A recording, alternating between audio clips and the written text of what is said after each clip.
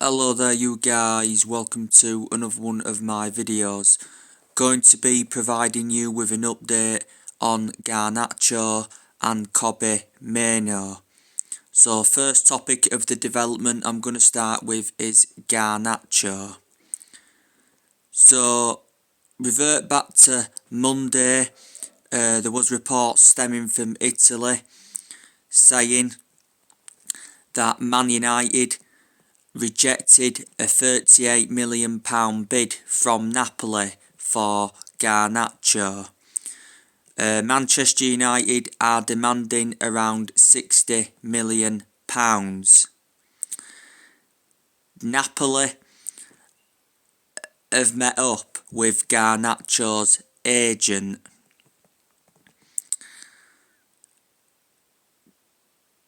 Garnacho provided the assist for the Bruno Fernandes goal in the FA Cup game against Arsenal. Revert back to the Manchester derby earlier on in the season, Garnacho was axed from the squad.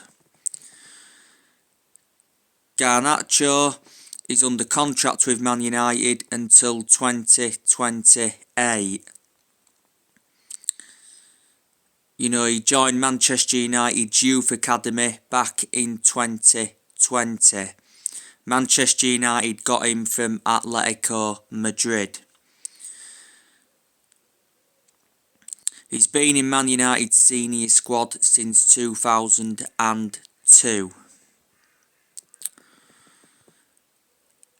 Sir Jim Ratcliffe has been heavily criticised because he's come out and made an admission saying that Man United could sell some of their homegrown players to raise funds. My perspective on this, and the vast majority of United's fans' perspectives on this, it's disgraceful. Like I've already mentioned, we shouldn't be selling any of our young, talented players.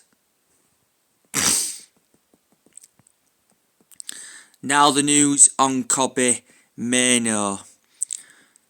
So it's said that Bayern Munich have joined the race to sign Kobbie Maino. Chelsea are ready to pay around £70 million for Kobbie Maino. Now, prior to the game against Arsenal in the FA Cup, Ruben Amorim gave us an update on Kobbie Maino. He said he can't guarantee Kobbie Maino's future at Man United, but he insisted that he wants him to remain at the club, because Ruben Amorim is aware of how much of a talented player he is. And Fabrizio Romano, who's a reliable journalist, he's been talking about the Kobbie Maino transfer saga for the last few weeks. It did say Kobbie Maino was unhappy with the initial contract offer. Apparently he's demanding £200,000 a week. He currently earns £20,000 a week at the moment on his current contract. He's under contract with Man United until 2027. So that's the news on him. Now I'm going to be giving you my predicted 11 for Manchester United's game against Southampton at Old Trafford. So I'm expecting Ruben Amorim to make some changes from the FA Cup game against Arsenal. So he will rotate. I'm going to go with the 3-4-2-1 formation. In goal, Onana. He will come in for Altay Bayindia. Altay Bayindia was in goal in Man United's FA Cup game against Arsenal. Bayindia proved to be the hero. He made crucial saves and he saved 2 penalties. One to deny Kai Havertz in the penalty shootout and one to deny Martin Odegaard in normal time. Obviously, prior to the game against Arsenal, Amorim did confirm that Bayindia was going to be starting in goal. He's Manchester United's second choice keeper. He was a surprise choice, actually. But yeah, I'll go with Onana in goal. Onana was in goal in Man United's 2-2 draw against Liverpool. And to be fair, that was his best performance so far at Man United. His distribution was good in that game. He made some imperative saves.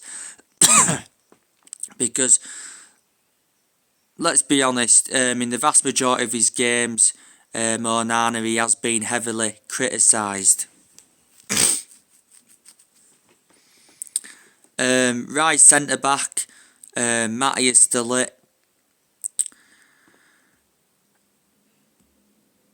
The other two centre halves, Harry Maguire and Lisandro Martinez, you know, they'll all keep their places. Harry Maguire, of course, played in the FA Cup game against Arsenal. Obviously, he gave the penalty away. Obviously, a lot of people, including me, disagreed with the penalty decision. I felt as though it wasn't a penalty. The penalty had been awarded because it said Harry Maguire had appeared to have brought down Kai Havertz. Harry Maguire was infuriated by the decision. You know, he was shouting, he was calling Kai Havertz a cheat. We know that Harry Maguire is going to be staying at the club. His contract has been extended. Manchester United got him from Leicester back in 2019 for 80 million. Lisandro Martinez.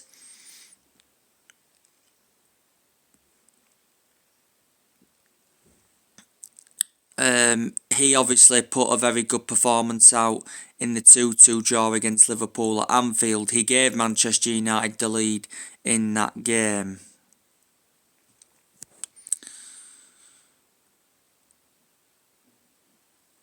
Right wing back, I'm going to go with Amad Diallo.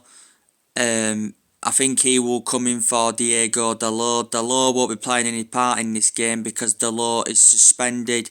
Dalot got sent off against Arsenal for a clumsy tackle. He received 2 bookable offences. By the way, Dalot was tremendous in the 2-2 draw against Liverpool at Anfield. You know, he never stopped running. He caused problems down that left-hand side. At left wing back, I'm going to go with Terrell Malaysia. I think he will come in for Matsui. 2 in the middle, Kobbie, Maino and Ugarte. They will maintain their places. Ugarte, obviously there's been talks about him getting a 3-match ban because in the game against Arsenal in the Cup he headbutted, was it Kai Havertz? The 2 ahead of them, I'm going to go with Garnacho and Bruno Fernandes. Like I mentioned, Garnacho provided the assist for the Fernandes goal against Arsenal. Fernandes, you know, scored a good goal against Arsenal. It was a right-footed shot, curled straight into the top corner. And up top, I'm going to go with Xerxes. I think he'll come in for Rasmus Højlund.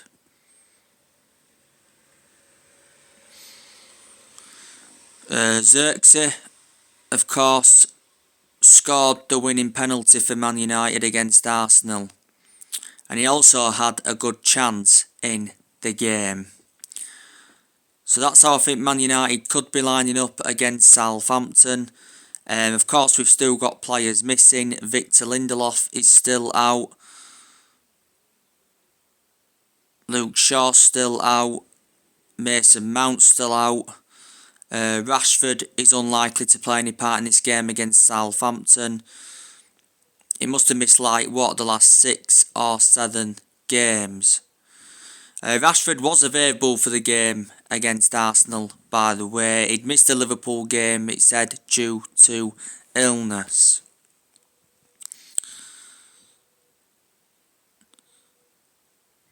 Manchester United have had a promising start to 2025 after back-to-back impressive performances away at Arsenal in the Cup and away at Liverpool. Hopefully, these good performances can persist. This game against Southampton is Man United's first home match of 2025. As for Southampton, they are expected to get relegated. The bottom of the league, registered just 6 points so far in the league this season. Southampton recently beat Swansea 3-0 in the FA Cup. Most recently, Southampton did appoint Ivan Juric to replace Russell Martin. Ivan Juric, when he got officially appointed as Southampton manager, signed an 18-month deal, so that is a year and a half. They did sack Russell Martin in December last year.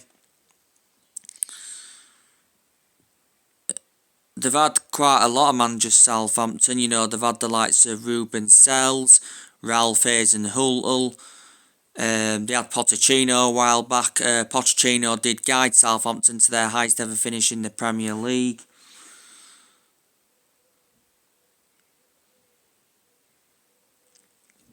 They had Nigel Atkins, Ronald Koeman. So they're quite a lot of the managers that Southampton have had. They've got some players missing, aren't they, at the moment? Jack Stevens has been out with injury. Ross Stewart's out with injury. Flynn Downs, he's been out of a knock, but he's expected to be back available for this game.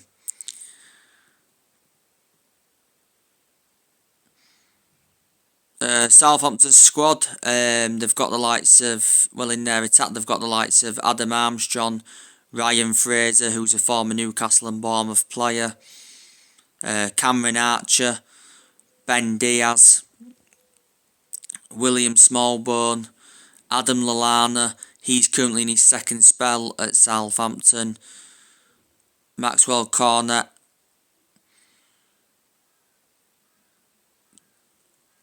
Charlie Taylor, Nathan Wood, Jan Bednarik, Kyle Walker-Peters, James Bree.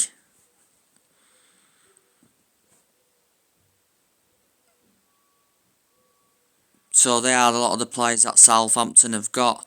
They have let a lot of players go, Southampton. You know, most recently let Carlos Alcaraz go. They let Romain Perraud go.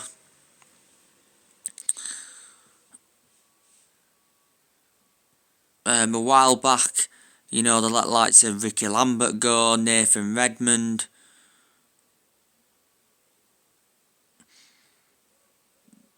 Virgil van Dijk, Sadio Mane, Klein, Lovren,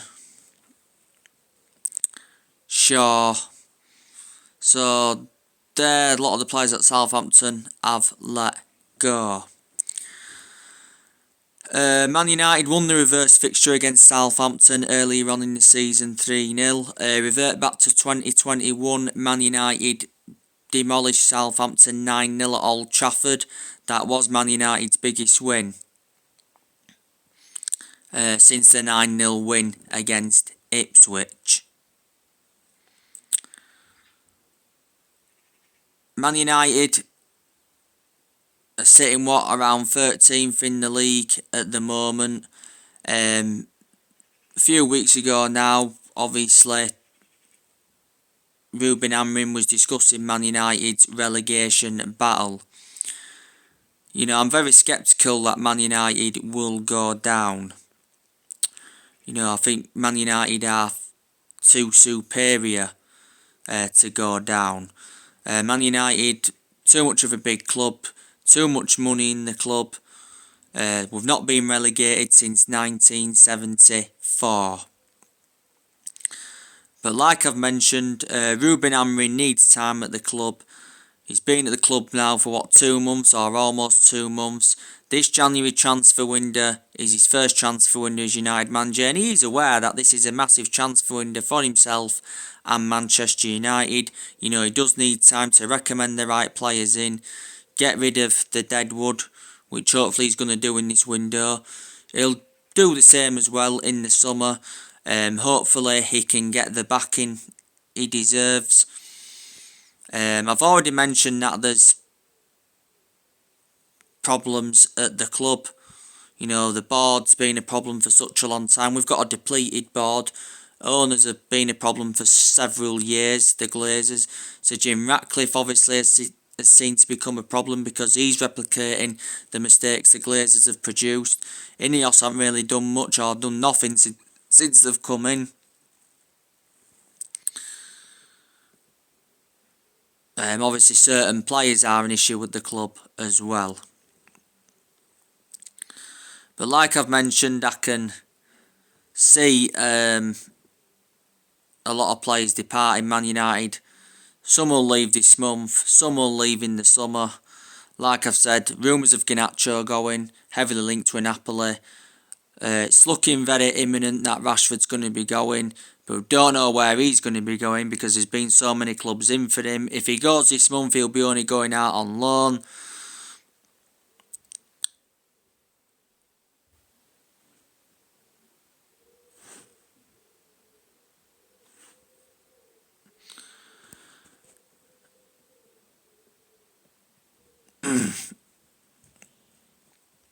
Kobbie Maino, you know, he could be going as well. You know, Man United are willing to sell him for the right price, like Fabrizio Romano mentioned. Like I said, we need to get rid of Luke Shaw. We need to get rid of Lindelof. We know Maguire's not going to be leaving the club now, but I would get rid of him anyway.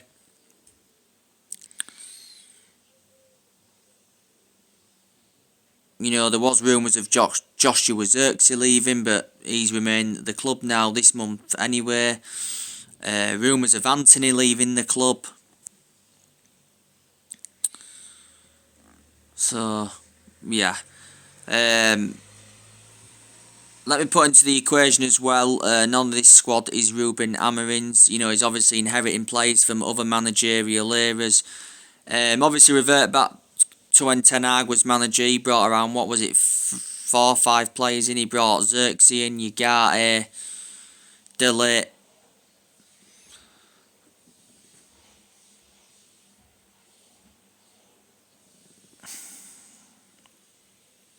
Matsui. So they are the players Ten Hag recommended into the club. But Ruben Amorim's expectations now, you know, will be to obviously get Man United out of this relegation battle, and he'll be expected to win some silverware. You know, obviously we can win the FA Cup. We've got a very good chance of winning the Europa League, and there's a lot of Man United fans that reckon we can win the Europa League. So anyway guys, that's everything to update you with. Drop your comments, like, on the channel if you do consider subscribe as always, and take care. God bless.